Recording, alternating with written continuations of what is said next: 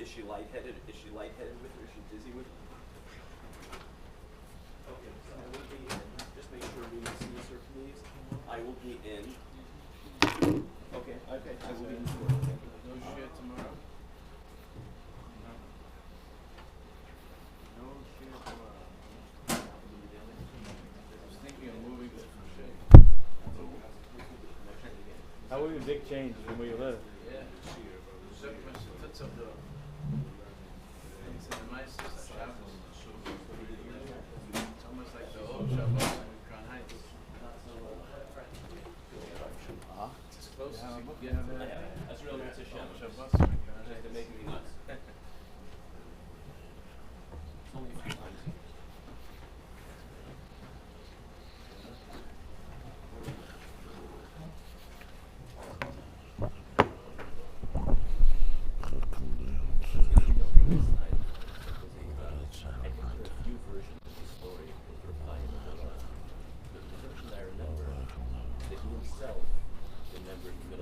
Oh yeah. He himself remembered that he was giving the shear, and we were the shear. He remembered. He remembered the Perish Mishnayos, and he closed the sefer and he stepped down, and he says, "Forget everything I said," and that's where they were so miscalled from. That's even stronger because he could have just ignored it. That's why Taka reminded me when you said the Rebbe himself will realize that. Right.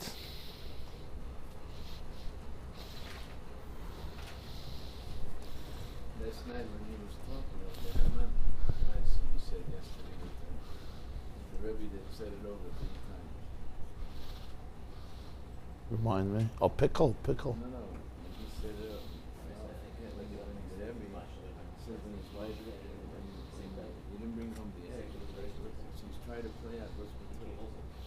This Rebbe said over the shot 3 times, and then he went outside and he gave him a kush up from Amsterdam. Yeah. He didn't get frustrated. Oh, yeah. Yeah, he came from a different place. The teacher who kissed his son, who kissed the student, the story from yesterday. He didn't get angry, and he was a real teacher. He wasn't a baby.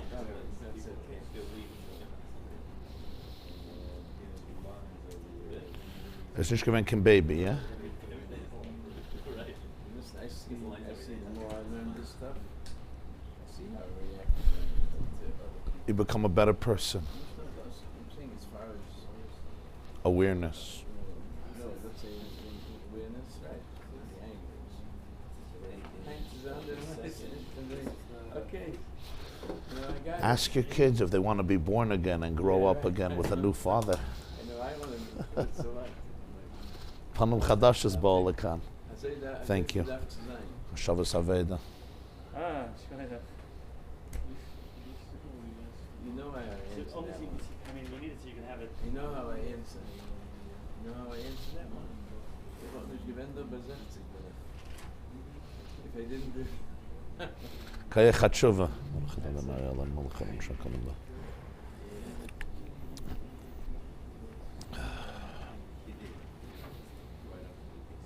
you got the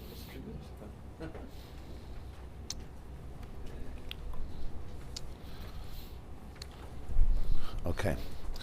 Good morning, everybody. A good Chodesh. Welcome.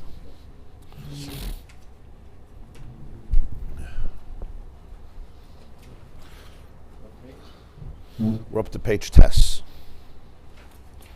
Close to the end of the paragraph.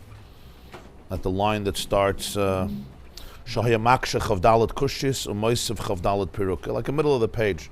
Line starts, Rabbi Yochanan Ishlakish, Shahya Maksha Chavdalat Kushis Umoisiv Chavdalat Piruk Memela Marvech Shmaitza. So we have been exploring the mashal, the parable of the true, authentic Rav and Talmud, mentor and student, disciple, and the tremendous requirement for all of the stages necessary in preparation to prepare a class in its most powerful way. Generally, the 4 stages of preparation represented by the 4 terms in Sefer Iyov, Azra, Vayisapra, hechina v'gam chakra, and then vayomer la'adam, which is seen as a description of the Ribbono Shel Olam. He saw it, he told a story, he prepared it, he researched it, and he said it to Adam, which also parallels the 4 letters of Yud Kei Vav Kei. Yud Kei Vav Kei comes from the word Hoive, Mahave, Yehave, right, which is to bring into existence, which is Hashem's speech. It's the ultimate speech of the ultimate Rav to the ultimate Talmud. All of creation is a speech every moment. B'dvar Hashem Shamayim Nasu. It's God's sermon. And the sermon requires 4 stages of preparation, which are Yud, Hey, and then a Vav and the Hey, which are the first 2 vis-a-vis the teacher himself, Klal and Prat, Ra'ah Vayisapra, and then Klal and Prat vis-a-vis the student, which is Echina V'gam Chakra, and then Vayomer La'adam. Nonetheless, we see that despite all of the preparations, and we're talking about real preparations, to the point that the teacher, as he puts it,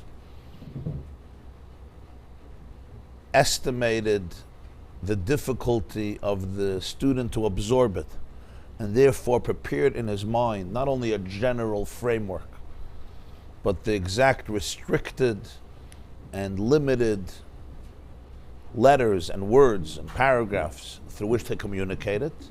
Despite all of that, often or sometimes in middle of the presentation, new innovations, new ideas, new insights pop in to the brain of the communicator.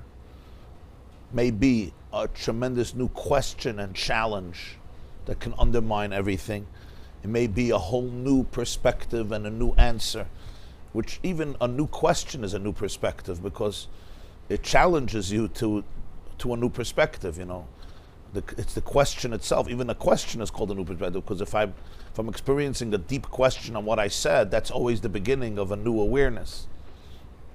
So it's not like only if the teacher experiences a new answer. A new question itself means that, everything I said doesn't make sense. It's challenged. The foundations were destroyed, so now what? You got to build new foundations. So whether it's an insight from a perspective of the question, or insight from the perspective of an answer, or a new depth in the insight, but that happens, and it happens not in the preparation, it happens in the process itself. Why would it happen in the process itself? One reason, he says, is because in Machshava, it's all scanned. It's scanned, meaning many details are put together in a more cohesive fashion, but also in a more nebulous fashion. Even Hirur, which is already breaking down in your thought how you're going to say it, still is much more concentrated. It's much more. It's much less. Much less behischalkus. It's less broken down, less differentiated.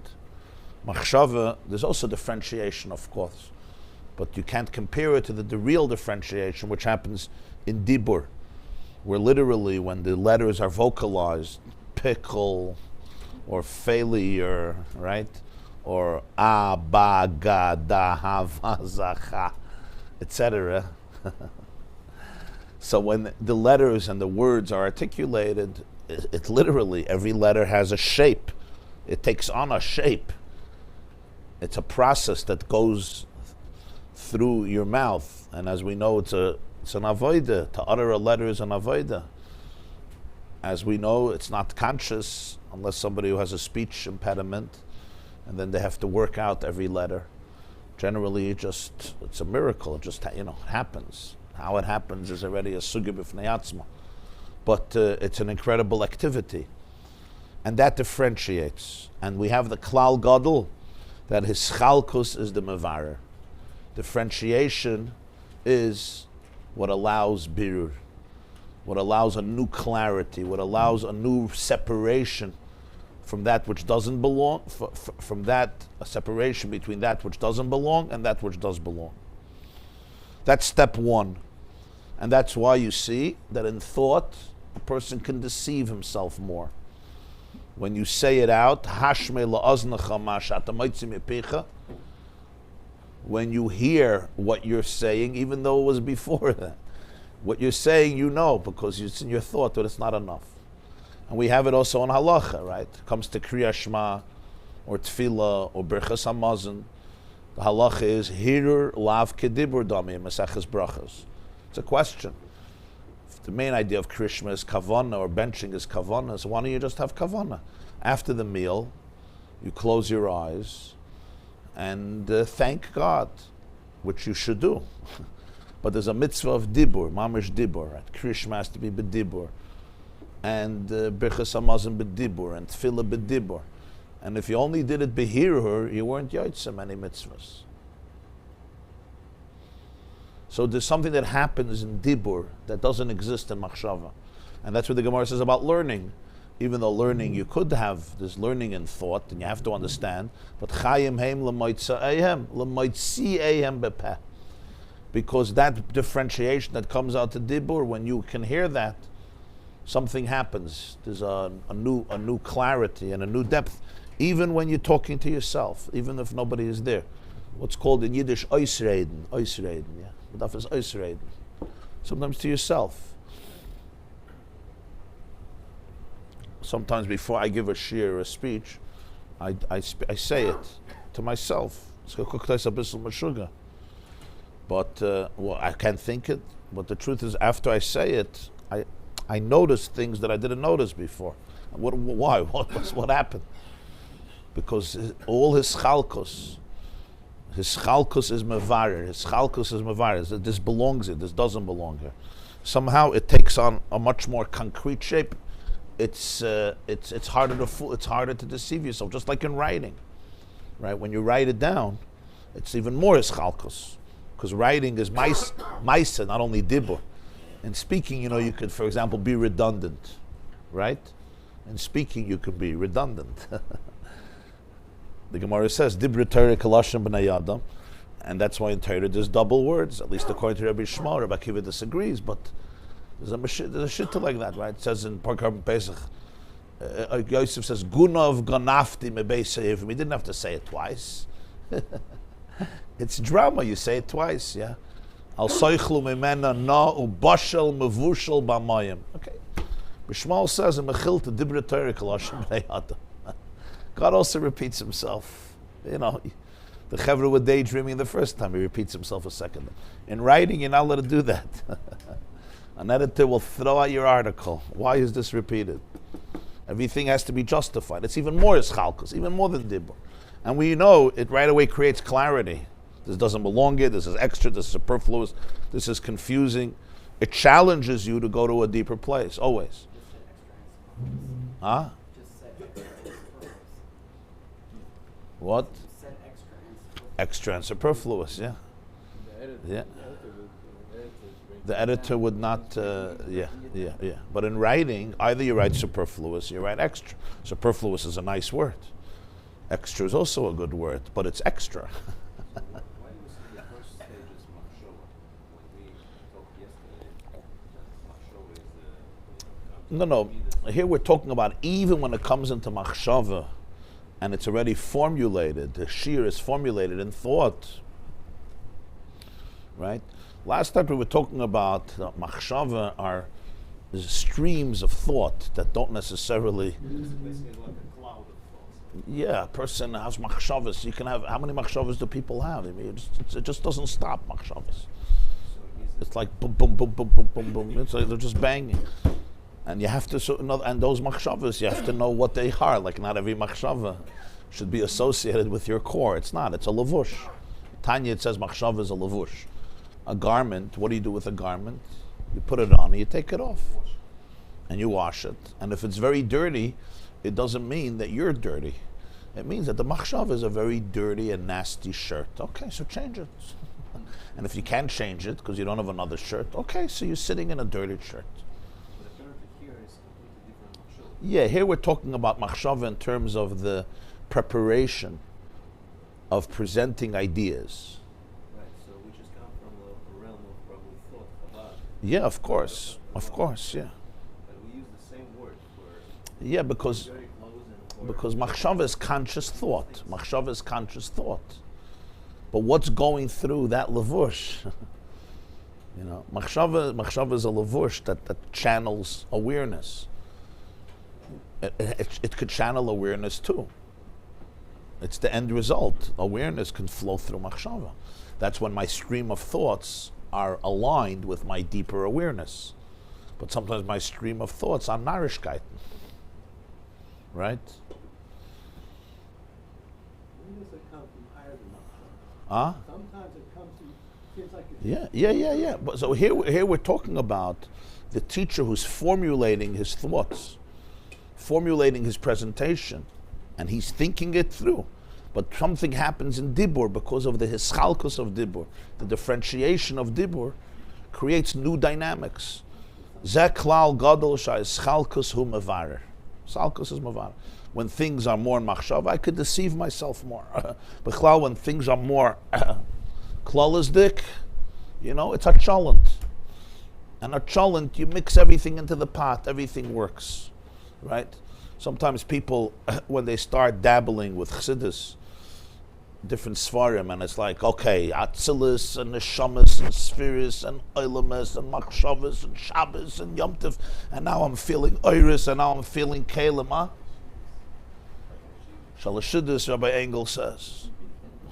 Tichtavad, whatever it is, and like, you don't know what hit you, but you want to know what hit you, right? So now you're imagining you're having these madregas and you're having these experiences, and what's often the most painful thing is there's complete deception, like complete lack of awareness, of real honesty, of real appreciation. One of the biggest things of the Alter Rebbe was the hischalkus. Everything was hischalkus. His attentiveness to details, which you see in Shulchan Aruch Harav, he also did when it came to Kabbalah and Chassidus. And on one level, it's like, no, this is spirituality, it's inspiration, but it's not the case. His chalkus is what allows for bitter, it allows for emesdikait, it allows for pnimius. All pnimius is about his chalkus, because everything has its place. Everything has its madrega. Huh? Many times in this year, the last 2 years, you'll say something to us, and then you'll think for a minute, and you'll come up with a sentence that I don't think you had in your mind 2 minutes before. And when you say the sentence, as it comes out of your mouth, you'll say, "Did you hear what I just said?" You'll tell us, "Did you hear it?" Because the sentence itself, as you said it, brought a clarity that wasn't there in 2 minutes previous in the conversation. Right. So in the 4 stages. But how do you know that I didn't plan it? I'm just wondering. Because you get a certain palus from the sentence. It looks like I also got excited. Yeah, because it was like it wasn't it was developing right. as it was coming out. Right. Yeah, that's. We could be wrong. No, it's always, constantly. Huh? That's the hargasha we have. Yeah. As you're saying You're developing Yeah. And I couldn't come up with it before. It would have not there. It's not available. It's like, I'm not here, sorry.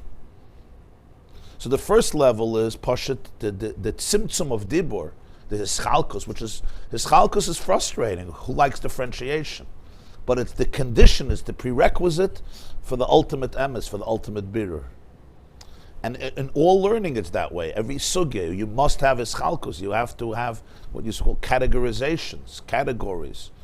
When everything is mixed up with everything, it can sound good, but it's not. You sound like that. You think this is so vague, no, this Yeah, is really right. Always, yeah. Hischalkus is what allows for achtos. Putting the pieces together is only when you have when you know what each piece is. If you don't know what each piece is, it's superficially together. The puzzle becomes a beautiful puzzle because each piece is distinct and you know its distinction. It's like the jigsaw puzzle. And then you can put it together. The point is not division and differentiation and separateness. That's not the point. The point is not that the dibur takes every idea and separates it. The point is that hischalkus, that articulation in a very concrete way allows for clarity, lack of deception. This is this and this is this. This does not belong here, this belongs there. Something else has to be brought in here, something else has to be rejected. In learning Gemara and learning Halacha and learning Sugis, this is a critical point, the hischalkus. Yeah.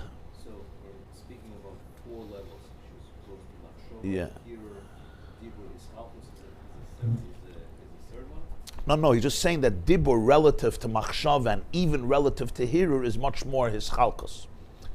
It creates much more differentiation.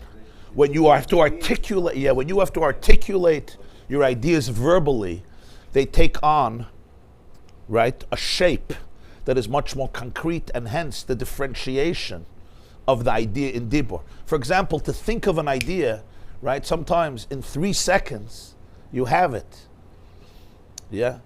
I know sometimes before I give a speech, like, I prepared it, I know what I'm going to say.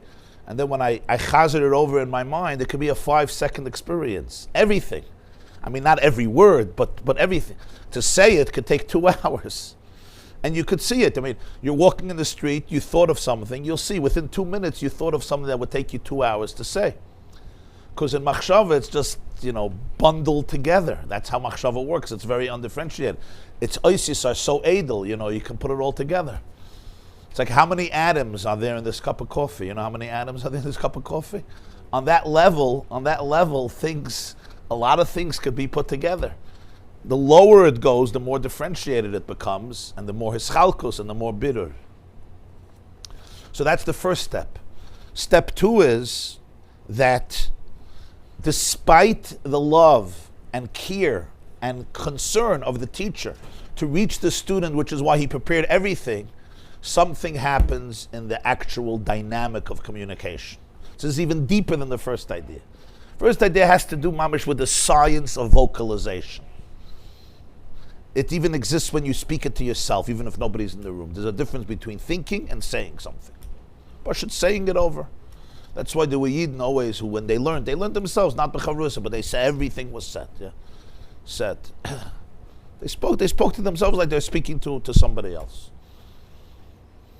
That's what the Gemara says. Chayim heim l'moitzi'ayim bepeh. When you sit and you learn b'dibur, it takes on, it becomes ingrained in a different way. There's a different clarity, there's a different depth.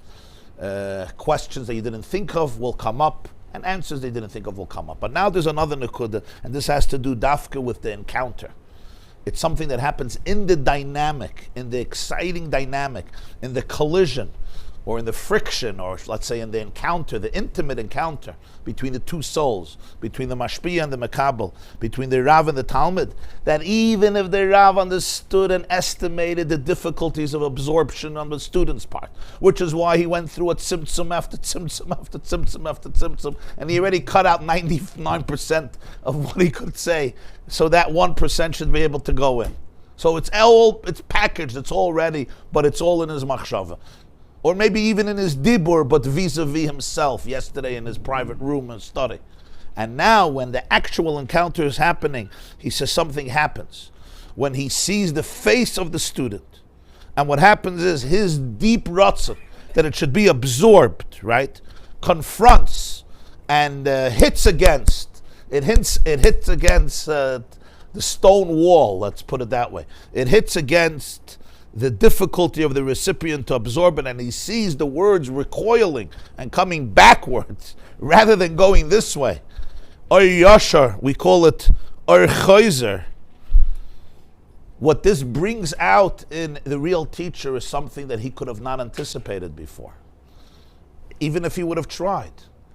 It's mamish like the ball bouncing back and touching him in the gut place. Here we're talking about a gut of awareness that brings out what's called seichel hiyuli, a much deeper way of saying it, a deeper level of awareness, a deeper insight. Maybe he needs a different language, has to talk in a different language. Maybe he needs a new metaphor. Maybe he needs a new sentence. Of course. Yeah, without the humility. Yeah. If he's getting angry and frustrated and arrogant and the chutzpah of these people, they don't understand me and who are they and this is a whole mistake, then you just, this is where other machshavas come in. This could be the Rosh talking to Moshe after Moshe had Tainus. Yeah. In his nimshal. Vayedaber Elokim al Moshe v'Omer Levani Hashem. Why the whole double conversation, Moshe sort of objected to him and Right. Tom was objecting to the Rebbe. Right, yeah. Yeah, I mean, if he's responding from a place of arrogance and frustration and anger, and these people are so stupid, and I'm so brilliant, and what am I doing here? And I could have gotten another job, and I should have been a Nobel Prize winner, right? I mean, people, which happens. These are all normal, especially by teachers, who sometimes have bigger egos. That's why it's called the feedback. So the teacher gets Feedback. Yeah. So we're talking if also informative that the student knows he doesn't have the right teacher. Of course. He opens that up and the teacher didn't expect it. Of course. Yeah, of course. Present company excluded. Thank you, Rabbi Yaakov, for the clarification. Okay. So I don't have to go to therapy today. Thank you, Rabbi Yaakov. It's almost better than a cup of coffee. Thank you, but it is a very important idea.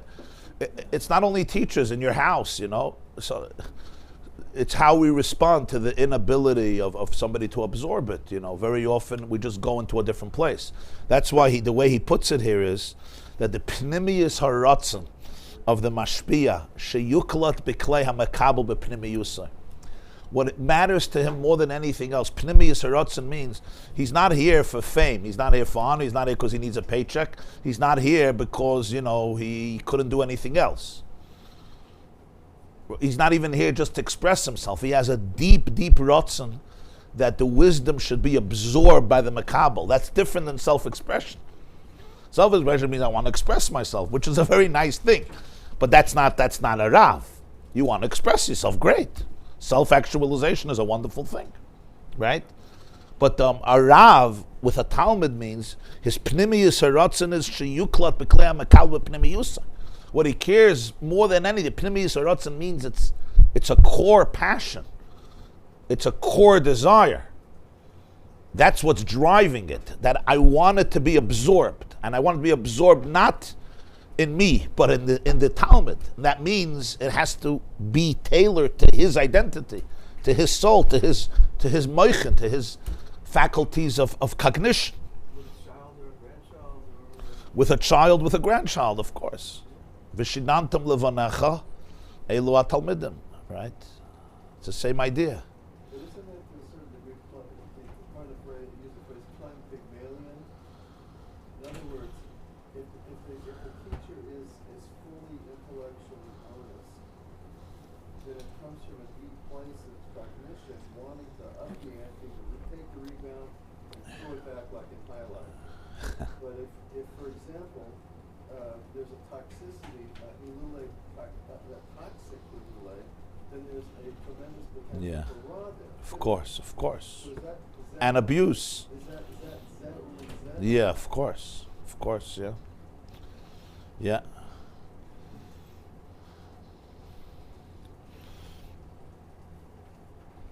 So when that Ratzon encounters the difficulty, it hit a wall. It's not being absorbed. It literally bounces back and it just brings out something new. And it doesn't always mean, the illustration is not that's what it always looks like, that he's speaking and the words just hit a wall. It's relative. In other words, maybe the words do enter, but there's something that's not coming across. There's something that he's not getting. Right? The teacher thought he's going to get the whole richness of the idea, but he's not. So this can all happen subconscious. It's not like the teacher is sitting, okay, now it has to bounce back in me. It's just a very deep, natural process that he's going into a much deeper place, and suddenly he comes out with a diamond. Where did that come from? Why couldn't you say that in the beginning? I couldn't say it in the beginning. It just emerged now, because the Chayzer, the actual dynamic of trying to influence, and seeing that something else is necessary here, something is unclear, something is not fully developed, or at least the full majesty, richness, depth of the idea is not coming across. And in this inner koyach chiyuli, this inner genius that every soul has, but it's unconscious, a new epiphany or a new way of saying it just emerges. And that's the story in Baba Metzia, Peidalad by Rabbi Yochanan and Rish Lakish. That especially when the student asks, so he literally throws the ball back. Doesn't just bounce back, he throws the ball back. And asking doesn't necessarily mean verbal asking. Sometimes the greatest questions that students ask is they make a face. Right? Just a frown, like, what are you talking about? Or, you have lost me. They don't have to ask. That's bigger than every question. Because a question, again, is a limited question. Right? But that facial feature, du machst das. That's why you have such a good place. By Mizrach, yeah. It's actually interesting that Rish Lakish asking 24 questions. 24. Which is the Gematria Kad, the Kated. So Kad. empty is catered to Okay. every part of his catered. Yeah. Chavdalet Kad, yeah. Huh? Yeah, so when he asks a question or you see that he doesn't understand, that hits you in your face. It's literally the ball hits you in your face. You know, this idea is supposed to go this way. Suddenly, whoops! It's literally, it's mamish like it's a ball game. I mean, that's what's, and sometimes a curveball, right? and a curveball requires a new set of skills. We know that, right? The great athletes, it's how they responded to curveballs. The regular ball, okay, shine, right? First year, you're able to, if you can hit fastballs, the first year you get away with it. By the second year, they realize you can't hit the curveball. Yeah. The story of many athletes. Yeah. They discover you can't Fastballs are gewaldig, but curveballs is where it's at. Didn't that come from the inanimate object, like the taste of the chocolate milk? Use that example. Yeah, All of a sudden, yeah, exactly. Spencer, Harry Spencer. Yeah. Huh? Right. Yeah. So it's literally when sometimes the teacher could look at the face of the student and he's asking a question just by the facial feature, and that hits him, but it hits him into a much deeper place, and it brings something out. The teacher may not even be aware of all of this, by the way. He's describing here very deep dynamics, but this is what's happening.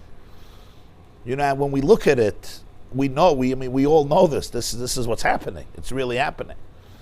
Yeah. So, just, the student who's asking the question with his face and doesn't understand, is that the dichotomy of the Shina really show put? Perhaps. Where it's very deep. That's good, though, what you're saying. She'eni yedei alishal, you're saying it's such a deep question, he doesn't know how to ask it. Very good. It's such a deep question, he's just quiet, right? Sometimes you're sitting with a teenager and you're like, what's bothering you? Nothing. What's bothering you? Nothing. How's life? No, I don't know. Those are the deepest questions, right? What's bothering you is everything is bothering you. Yeah? If we take that God, then if we take what you're saying, then we go back to the Tom, who's one step above. He can ask, but he can only pick out two simple words. Mazos. We're descending in the order. Right, very good. Ability. Yeah. You can barely mitch out mazos. Mazos. You can't even mitch out anything. Yeah. The deeper And the- at psachloi, there's an expression, at psachloi, right? There's an explanation. You have to open the doors, huh? Aleph to tough, at, yeah. And the Rush is asking a lot. He's asking a lot. He really wants to. Yeah. What is the teacher then doing with the child is that they go up to the class and At psachloi, so you really have to open the door. He's plugged, he's stuffed. At psachloi, you have to open the door. now it's challenging the teacher to know. Of course. Different level. But if the teacher gets frustrated and angry, then he's not a teacher anymore. I mean, he may be a teacher, but he's just going through his own process now. Now it's personal failure, or it's an issue with his own confidence and security. You know, like, what am I doing here? Which is all normal human emotion. It's not, but you have to work that out. The problem is not when you have it. The problem is when it's not worked out, and suddenly you start putting it on the students, you know? It's very powerful because the Chacham was the top of the pyramid. He's mamish doing the most hischalkus in words of all. He understands his Eidos, this Kukim Mishpatim. Right. Going down. Right. Tom mitches out the two words. Right. The mamish words. Right. So is that relationship that you universalized initially to say that this is Haviyat Hashem? Yeah, exactly. Each individual then is getting Yes. Yeah, exactly. Exactly. And that's is that why it's all said? That down here below there's a result. In other words, when there's an awakening. Yeah, exactly. That's about, so Yeah. that's a macro level, What you're saying is that it's on the micro and it's on the macro. Hashem and the world and Hashem and every individual. Yeah. We now come to the step 3. If the 2 steps are not enough, you have to go 1 step deeper. What happens? Ube'emes, this is already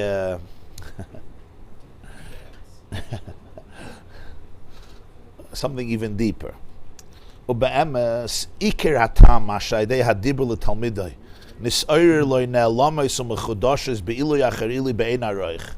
The words are also very eloquent and beautiful, by the way, just to comment if you're familiar with a good Hebrew. It's a very beautiful way of putting it. The real reason, really breaking it down, that through the dibur to the Talmud, there gets triggered or aroused in him. Ne'elamois means new concealed ideas, or mechudashos, innovative ideas. In other words, ne'elamois just means it was hidden. Mechudash means sometimes it could really be new. It's like really creative. Like, where did that come from? Be'ilui achar ilui. Higher and higher. Be'ein haroich. Be'ein haroich is very interesting. It means it could be in quality much greater than the shiur that he presented.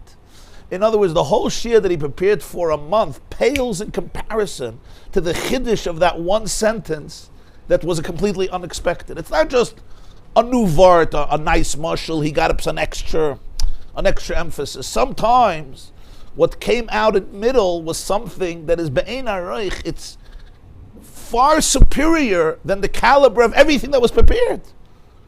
The real reason for this is, in addition to the first 2 explanations, is mitam notes tchilosim b'soif.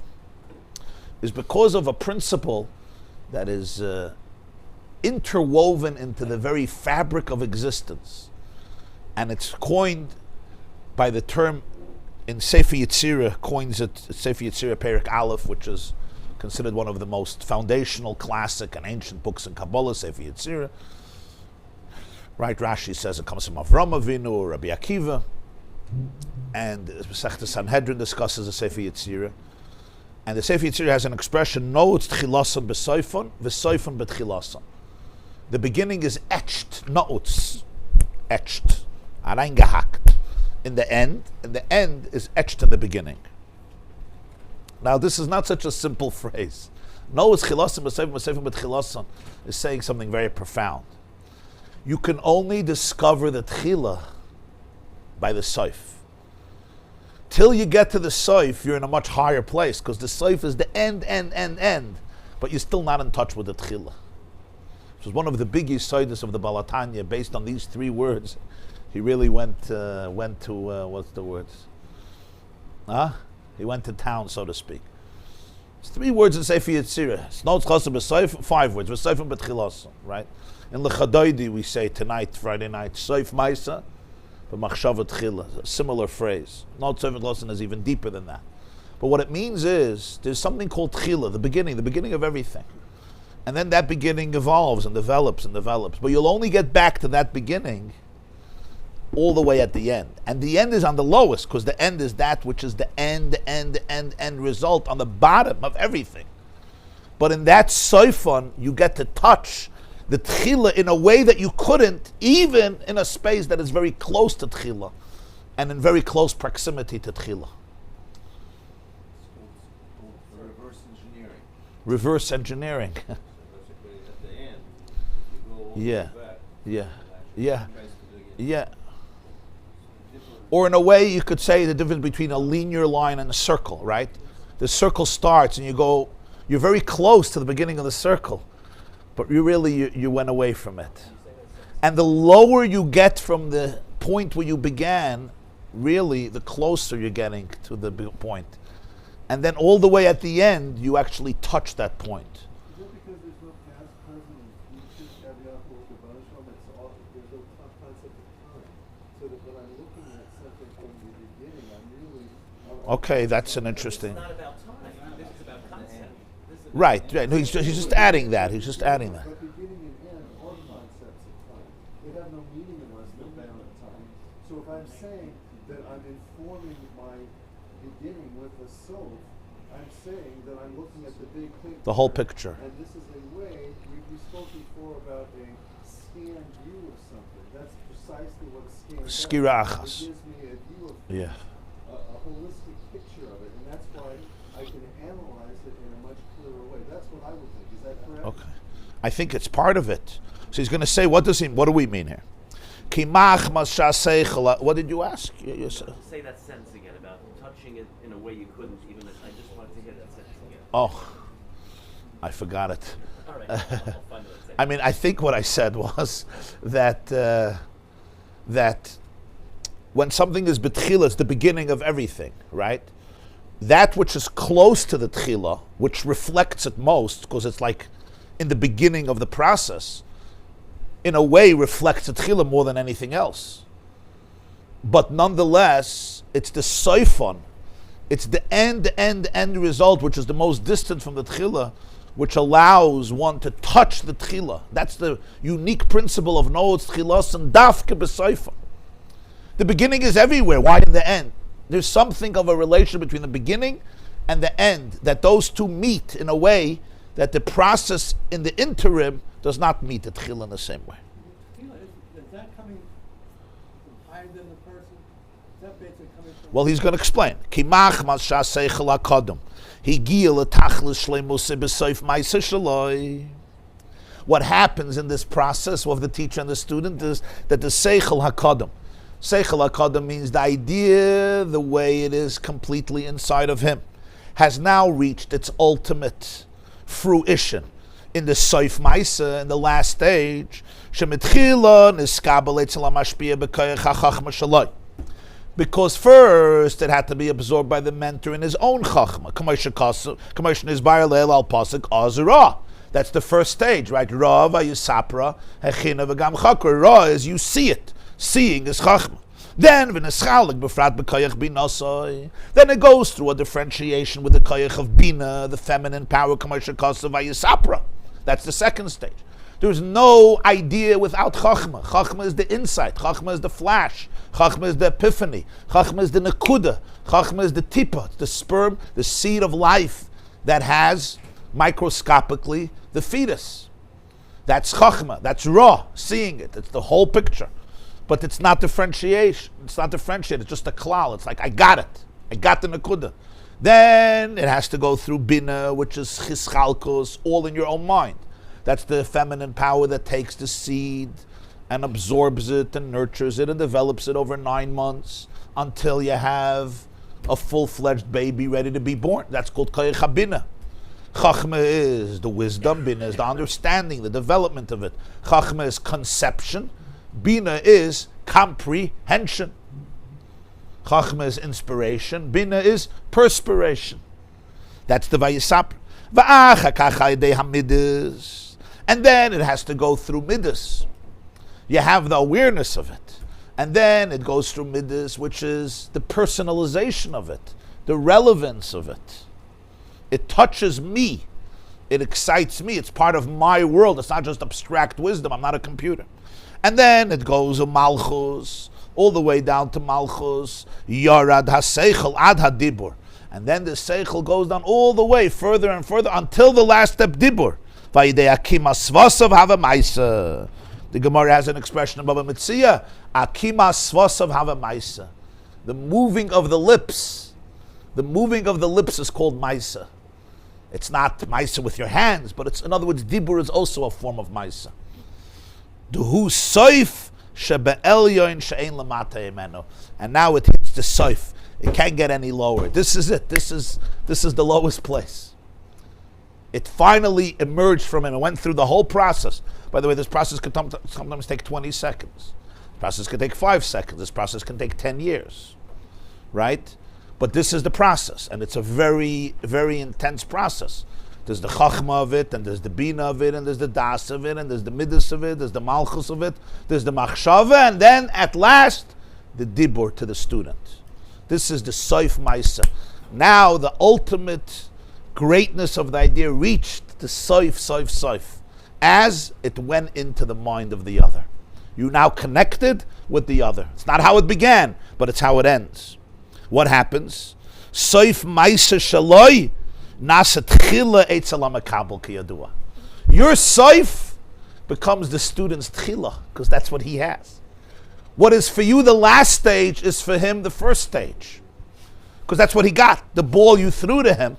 That ball, for you to develop that ball, may have taken 5 years. So it's your end result, but it's his beginning, because he just got it. Now he has what to work with. So your soif becomes his tchila. Ayidei, his eirus neitzas haschala, she helem koyach hamaskel. So his soif maisa, which becomes the tchila by the mekabel, what happens? Suddenly, no, it's soifun but tchilason. He comes in contact with his own tchila.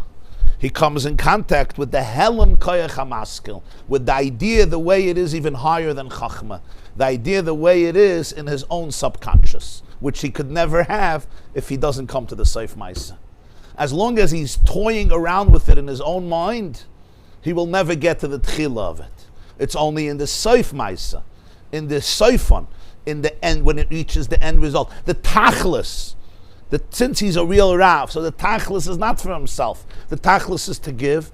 Only when it gets to that tachlis, something new happens. He gets to touch a place within himself that he could have never touched. Because the soifon happened.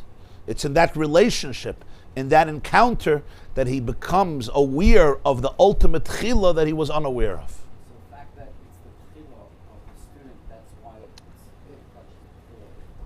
That's what it seems like.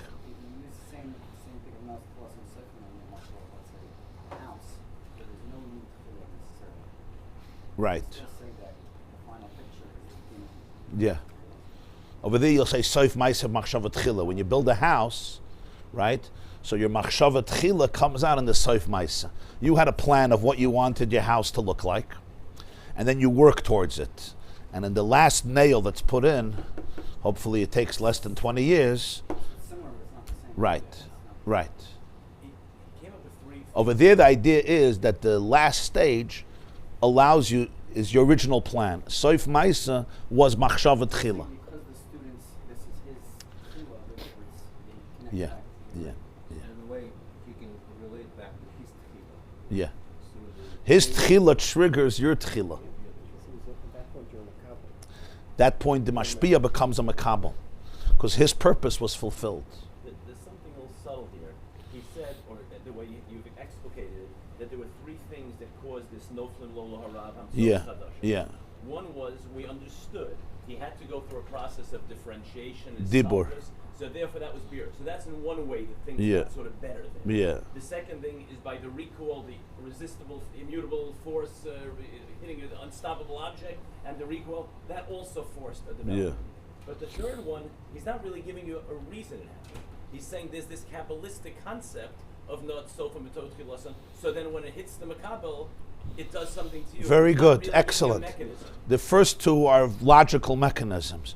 The third is not a logical mechanism, because it's deeper. It's very good, because it's actually, that's why he says be'emes. The real reason of everything is that which doesn't have a reason. That's the real reason of it. That's why it's be'emes. The first 2 are not emes. It wasn't a lie. It's be'emes. Because the real reason for everything comes from a place which doesn't have a reason. You know, we can go why. At some point, why is going to end. Huh? Amita simotza, yeah. You know, logic is already a construct, very important one, but it's a construct in the world. And why, and who said that, and etc. And at some point it's the way it is. It's the truth. That's why the Ramban, when he moves away from Pshat, will say Val derech ha'emes. Val derech It's not ha'emes. gonna be logic. Right, Val derech ha'emes, yeah. It's a very deep question you asked, okay? And I wasn't planning to say this when I prepared this shir, because I didn't think of it. I just okay, no, it's Sefer B'Tchilasim, we know this. Well, Tanya mentions it 8,000 times, and the main thing is Olam Hazeh and everything. But the truth is that this is a very profound idea. It's the way it is. And we resist the Seifon, because the Seifon is always going to the lowest possible place, which is not easy. Back to the Sheina Yedei Elishal paradigm, right? So in the relationship, the siphon is that when you hit the lowest possible point in the relationship, and you can get lower, as he says, ein lamata mimenu, soif shebe'elyon she'ein lamata himenu, and now you hit the tchila of the tachton, so now your ultimate tchila of yours emerges. And the reason, I don't know the reason for this, but the underlying principle behind this is that the relationship between the Elyon and the Tachton is at the core of existence. Right? Hashem says, I need a place to communicate. It's going to be between the two kruvim. The two kruvim was the image of a boy and the image of a girl, two babies. It actually says they looked like tinoikas, parts of tinoikas, gold, and it's in the space between the kruvim that the Shechina communicates in the world. He couldn't find a better place. The Gemara says in Yuma these days that when the B'shasha nichnesu nachrim laheichel ro kruvim u'urin zebazeh, they saw the cherubs intertwined and they took it out and they said, look what this nation is busy with. Look what this nation is busy with. Look what for them God is. Basically the kruvim u'urin zebazeh, this is their holy of holies. It's a fascinating Gemara, right? In other words, it's in the space we create for each other where the Ribbono Shel Olam speaks, because the relationship between him and us is at the core of all of existence, at the core of everything. So therefore the Saif, where the relationship happens, will bring out the deepest tchila that could have not been brought out in the whole process till then. The process till then would seem you're much closer to the tchila, but you're not. It's in the most distant location, most distant place, when you almost lose yourself. Remember, for the Rav to get to this place, I don't want to say it's intellectual suicide, but it's compromising everything. He's going through tzimtzum after tzimtzum. At some point, he says, who needs this? Right? Who needs this? He has to constantly revise and revise and revise and revise and revise, right? As he goes through all the processes, and at some point it's like, I'm out of here. But if you're out of here, you're never going to be I. You'll never meet the I. Let me just finish. But I'm sorry, just 1 second. So when he goes down, down, down, and he comes to a soif she'ein lamata man, you can't get any lower. It can't get any worse. You cannot get any lower. That's what happens. So he says it's soif shebe'elyon she'ein lamata imenu. And what happens now? You touch the makabel. It's his tchila. You got it. So what happens? You touch your own tchila. So something new emerges that he could have not anticipated before. The source of the seichel, the unconscious source of the seichel that he could have not anticipated, now comes out. And that's a whole new perspective. And he's like, wow. But for this, he had to go all the way down to the seif. And this is true in all relationships. It's true in all relationships. That's where his own pnimius will come out in a way that he could have not had if he would have remained in his own cocoon, even though that seems much more closer and reflective of who he is, rather than going through all of these tzimtzumim. And the reason is because relationships is at the core of everything. No, it's soifim betchilasin is at the core of everything. That in the soif, there will be the real tchila will come out.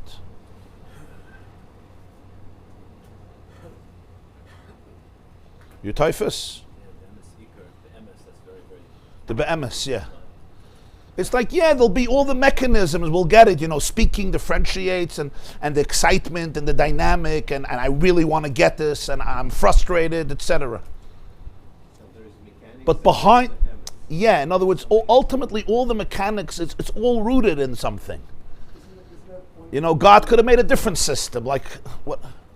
Yeah? Yeah, isn't that point that he's carried it as far as he can? Yes. He's at a point where he can't do any more. That's Yes. the way it is. Yeah. It's a point of bittul that Yeah. deals with bittul. Yes. In the reverse process, he's gone down as far as he can go in his simson. Yeah. The student has to open up to that. The student is not mitzamtzem. The Right. student is open. So it appears that it's a series of links in a chain. Yeah. And that's why I wanted to suggest before that where you have this joinder of bittul, you can have actual learning take place because it's Yeah.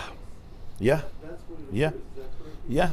So you say he's going down the chain, rung after rung after rung after rung, and here it's not just a chain; it's a real exercise, a lot of gymnastics and stretching, inspiration, perspiration, chachma to bina, to das to midas to malchus, to machshava to hirur, okay, to dibur, and each one is a tzimtzum, and each one requires all those 4 stages that we spoke about. And he has to avoid the process of being despondent because Yes, exactly. And the anger and the frustration has to be put on the side burner, And it's when that energy enters into the other that you are reborn. Logically, it doesn't make sense. It's like it was all here. No. It's a renewal. You are reborn in the process. Yeah. As the energy left me and entered into a different space, ultimately the purpose behind everything was fulfilled. And therefore I am reborn. That's the no, it's tchilas and b'soif. Yes. The rebound goes to a place of tchila. Yeah. The ultimate you emerged. Yeah, and he could plan this for years, but it won't happen in the planning. Is that the power of Kiddush then? Yeah, that's the real idea. That's the real idea. I'm saying the power of Kiddush being a renewal. In other words, it sustains the person who's bled white from trying to teach something, and the students I just didn't understand it. Yeah. When there is that recognition, Yeah. that sustains the teacher in some Yeah, the Gemara says, I think in Eruvin there was an Amoira who taught everything 400 times. He had a student, he needed to teach him 400 times. 400 times. What happened when the student finally recovered? What happened then? He became a new person. And it's not easy. It's true in all relationships, by the way. In other words, it's the magic that happens when that energy left me and entered into you. You have to have the encounter for that. And in that relationship, it went into the makabel. Which seems like, okay, fine, it's the last thing. It's the last thing. In that moment, everything comes together. And the purpose behind everything comes out. So you're given privy to a depth that you couldn't have had without it.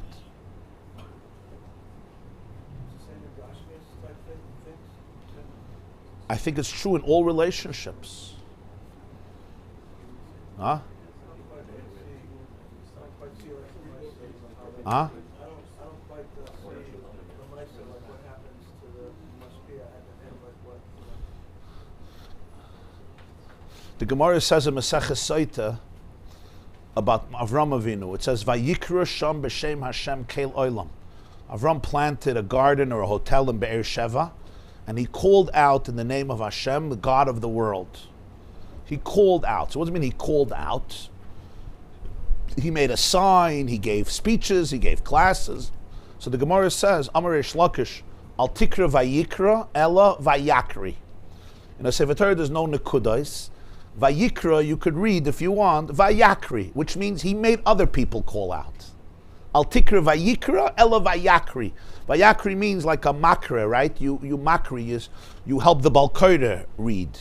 Vayakri means he influenced other people to call out in the name of God. Malamed, Shehikra Avram LaKadosh Baruch Hu Befi Kol Oiver V'Shav. He influenced anyone who passed his hotel, all the guests, to ultimately build a relationship with Hashem. You know the famous story everybody learned in yeshiva, right? He would tell you to bench. You remember? Moshe, you remember? 3rd grade? He told you to bench, and if you didn't bench, what did he do? He gave you a bill, $3,000 for the meal, and you benched. Whatever, that's one of the stories. But the point is, he influenced everybody. So the question is, we read all these things, al tikra. So why can't the Torah just say vayakri? Why does it have to say Vayikra? And then Reish Lakish says, no, don't read Vayikra. The pronunciation could have been Vayakri, but if you read it Vayakri, it's wrong. Because the pronunciation is Vayikra. Because it could be read as Vayakri, so there's a concept in Torah Shabbat Peh, Al Tikra Vayikra Vayakri. We say every morning, Al Tikra Bonoyich Ella Boinoyich. Gedenkst Far Aleinu V'meloif Teres. Al Tikra Bonoyich. So just say Vayakri. So usually these questions are not asked. It's like, okay, well, you're going to start asking these questions? But the truth is these questions have to be asked. The Lubavitcher Rebbe once said on Moira de Kavart on this. He said the pasuk says Vayikra. He called out. He called out means he called out for himself. He called out. Come the Chazal and say Al Tikra Vayikra Ela Vayakri. For him to have Vayikra, he had to have Vayakri. Vayikra Shem B'Shem Hashem Keloila means Avram Avinu called out to Hashem. It became his God. Says Reish Lakish Al Tikra Vayikra Ela Vayakri. To quote him in Yiddish, he says, Ob du willst, as bei dir soll eingehen der Vayikra, darf sein der Vayakri. If you wanted the Vayikra should really become yours, you should own it. If you want Vayikra, Al Tikra Vayikra, then you can't focus only on Vayikra. Al Tikra Vayikra, Ela Vayakri. You're going to have to be able to go out of yourself and call out to others. Yeah. The whole shit, yeah. In one line. Yeah. If the Vils, of course it could have said Vayakri. That wouldn't have been the point. He called out to others. No, it says Vayikra. But if you want the Vayikra, I'll take the Vayikra. Don't just say, I'm going to steig myself, I'll become this great, Gadol, perfect person. No. If you want the Vayikra, you need the Vayakri. Why is that? Why? The answer is because in the very fabric, in the core of existence, no, it's Soifan B'Tchilasa. When you get to the lowest place, the lowest Soifan, that's where you get the Tchila. A few years ago, I went to visit a place called Perth, Australia. Huh? Perth, Australia. To speak to the community there. So after the lecture, there's a Chabad Shliach there. He asked me if I could come have dinner with him in the house. I said, of course. I was starving. In Perth, you don't have Shiner's Shul with restaurants and trucks all over the place serving food. So, of course, I went to dinner. So I was sitting there with his wife and his children. So he said to me, say something to my children. Say something. They don't have a lot of guests here. So I told them, when you look at the world, right, where's Perth? Perth is saif. But you're the ones who pick up the whole planet. Because as Balatanya says in a building, he says, commercial haliver. When you want to lift up a building, where do you lift it up from? You know, when they move homes, you got to go to the lowest place. You can't go, I want a skyscraper. I'm going to go to the 61st floor. You're going to destroy everything. Huh? You go all the way to the bottom, and who gets uplifted? Everybody gets uplifted. When you get to the soif, yeah, ultimately everything comes out. So I thank them for uplifting the world. So that's the Nakuda, that the Vayikra is not just, it'll be a good thing to influence others. It's when that energy leaves you and really goes into the other that a new self is born. Okay. A good Chodesh, a good Shabbos. Not Rabbi Engel, Rabbi... No. Perth. Used to be Wolf. I forgot the name. Good Shabbos, a good Chodesh, Yehafich l'Simcha. No. Asach Hatzlacha. Was nicht.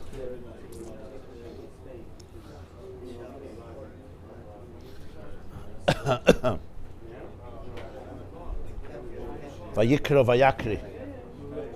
Chaval al Azman, huh?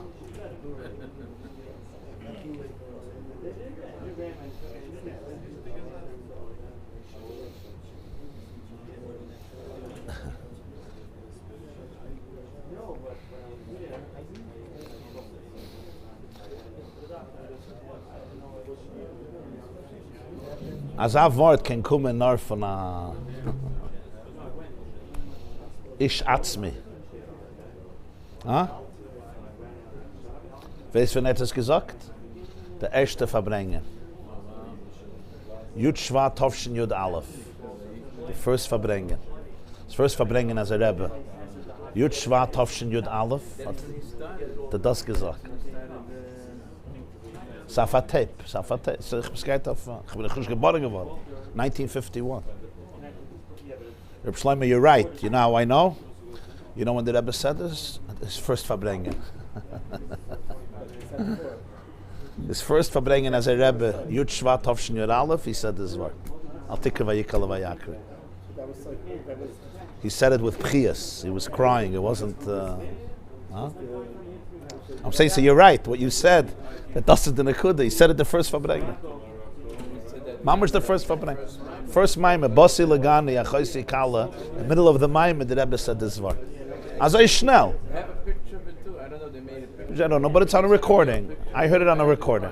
Rabbi, that last one, sir, finished the class today, good morning. Finished the class today with Perth? building. You pick up a building, I yeah. want to call now, I'll be fishing for them. Does this all good? Yeah. Wow. Bruchim Abayim. As soon as I come back, I gotta Welcome back, Zesta. shoot it. Bruchim Abayim. Welcome back. Eretz Yisrael. Almost a month of this, right? Huh? I don't know why you came back, but you came back. Bruchim Abayim. Came back. Welcome back to you. Lang Zeit nicht gesehen. Yeah, it's Avi Fischoff. Huh? You got to pick up the what everybody calls dregs. That big set, when you pick that up, the whole world. Everybody gets picked up. Everybody gets picked up. It's not. It's our intuition is to do the opposite. Ignore it and go to the easy one. No. It's in the saif where you're going to get your own tchila.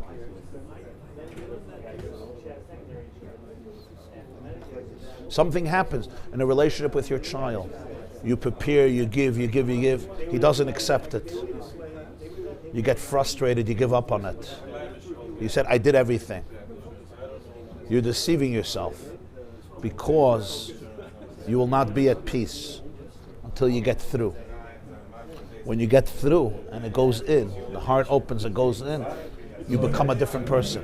You will not be your real self without it. So don't stop. We say, I did, I hit a wall. Like the Rav, I did everything. I hit the Talmud, it's not going in. I did everything, I did the best I can. No. It's not just you didn't touch him, you didn't touch yourself yet. You didn't touch yourself yet. Was machst du Kailos? The Herst? You didn't touch yourself yet. When it goes in to the Makabel, you find out who you were. And like, wow, there's like a magic. And you're reborn, huh? So it's very easy to stop at the last stage. It's like, he's not absorbing it. I hit a wall, I'm trying. That's it. I came down as much as I can, I'm good. You could say that, but you're not good. You're not yourself yet. It's only in the relationship itself that magic happens. And it's not magic that you can prepare for. It's not magic you can prepare for. You know, a lot of parents with their children do this. He's like, I can't get through to him. I came down. That's it. It's over. And like, you give up on it. And I'm wholesome. I knew what I did. I'm a loving person. But you're really deceiving yourself. You're not wholesome at all. You're a broken person. Maybe not be your fault, but you're broken. You're broken because you didn't touch your tchila. And then when you get into the soif, right, which is the other person's tchila, now you get to your tchila. This is the real stuff of life. You know, people, you can argue ahead of them, but this is the truth. It's the emes. You need a teacher to teach it to you first. Always. It's true with a Rav and a Talmud, true with parents and children, true with spouses, it's true with friends. The whole world is based on this. Because it's rooted in the essence of existence. No, it's soifim b'tchilasim, v'soifim b'tchilasim b'soif. Rabbi Avram the Herst, Divrei Elokim Chayim.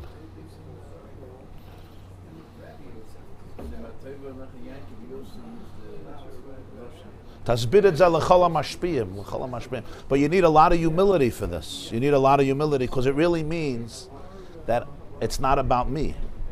The magic won't happen within me. It means I have to step away. In order to find the feelings. Yeah. To find you, you have to go away from you. And that's not easy to hear because it's very vulnerable. It would be much nicer to say that to find me, I could stay in me. And what we're saying is to find me, I can't stay in me. And if I stay in me, I might become a great person, but I won't be that person who I am. I will be a cover-up. All nice, godless aher, godless ahin. Al tikra vayikra ela vayakra. There will not be the vayikra without the vayakra. It'll be, but it's nicht das, the tchila one. And the reason is because it's rooted. The reason. The source of this is because that's how it is by Hashem. Hashem was everything, is everything, but He decided in His core that He wants something else, right? He wants the relationship. So it's kvayachal. It's in the relationship that He reinvents Himself, that a deeper I comes. So we all work in that process. So that since it's rooted in the secret of existence, you can't step away from it. Does it mean that, sorry for the... It's fine. Does it mean that HaKadosh Baruch Hu, in order to find himself, had to create a relationship? Yes, that's what it means. Maybe he was just like... Yes. It's not a machshava zara.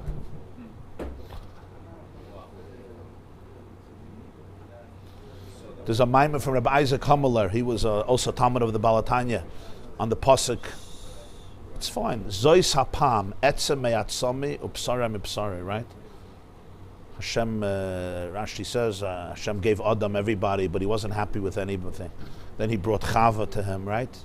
And He said, Zois hapam etzem me'atzama yabasam upsari. Finally, and He called her Isha, right? Could be Ish. She's part of Ish and Bereshit. So He teaches al pipnimius that in the relationship of the wife, of the spouse, or in the relationship that Hashem has with us. So He says, Zois hapam, etzem me'atzamai. Now I can discover my own etzem. Not just she's a bone from my bones. My atzmius could come now. From the zulus, from the soif, I can discover my tchila. It's very, very deep. So Kavayachal, Hashem says, to get to my atzmius, I need you. And I need you to absorb it. And I can't control that. Because if I'm controlling it, it's not you. It's the magic that happens to you can't tell the Talmud, understand, I told you to understand, Meshugana. It's a dreite chaya, understand. Kan Shaya von Heim bis morgen, he's not going to understand. He'll be petrified, he won't understand. Right? If you don't understand, I'll smack you up. Fine, smack me up. It really has to be Him. You really have to go through a tzimtzum because you can't force it. And with Hashem, it's the same thing. We have to choose it. He could program us, but then it's pointless. You could program students. Computers are very good students. You're a programmer. You tell them what to think, and they think. But this nakuda of initiative, it has to come from Him. Okay. Ja. Ist verstanden, Ibn Nochem? Okay. Is that concept of moment that you said, is that when we say noya, it's engraved? That's what you can do with a bone. You can engrave. Very good. Etzem. But what I'm asking here is it a mirror or is it something new? In other words, New. But when someone mirrors you, all your flaws come out too. That's true. Yeah. So the concept of a Noah means like when a coin is engraved, it only has value if it has that engraving with it. Yeah. So at the end of it, I recognize what's really in me, what it was at the beginning. Is that? Yeah. You said before that it's revealed who I am when he gets it. Is that? Yeah. Yeah. It's not done for an egotistical. It's just something that happens. Is that what you meant by the way it is? In other words, I understand who I am if I can reveal an idea to my student. Yeah. And he gets it, that it reflects on me. That's a hard concept. You got it. It's a hard concept to grasp. I don't know which is worse. I understand this concept of Tum and Tahara. They're both hard. But they have a common denominator. It's Torah's emes. It's the truth of God. That's the common denominator. You used the notion of emes, but you said that was the first thing before you started. Tirutz ha'amiti. Tirutz ha'amiti. Lakuta Torah Balak. Tirutz ha'amiti. There's a lot of reasons why we came down to the world. Aval Tirutz ha'amiti is to become a Baal Tshuva. And it's all connected. It's all connected, always. You become a Baal Tshuva, that's like Saif. What's the concept of Baal Tshuva? It's the union of Saif, right? You go into the lowest distortions. You go into the lowest distortions. When you go down so low, everything could be distorted. If it stays up there, it's beautiful. If Avram Avinu would live in an ivory tower, there would be no distortions. He didn't have to deal with Nimrod and with Terach. But when you go out, you're vulnerable. A teacher is vulnerable, just like a student is vulnerable. Because if there's no reception, it's very hurtful. You know? You have everything and nobody takes it. But that's where the relationship is. Nachamal and Nachamal and Nachamal and Nachamal. It's humility, but till you break through. Then you start over. Then you become a new person. There's also different places where Balchuvas come from. Sometimes it comes from inner search, and sometimes it comes from peer pressure, Outer. coercion. Yeah. Somebody grabs it and say, "Hey, you know." For sure. Such thing. For sure, for sure. Yeah, it does. I saw many Balchuvas that are coming from peer pressure, and it usually doesn't make it. But mainly it comes from the right source, but it's Sometimes it can be mixed in. Other psilas, you have to be in Baita. There's a mixture.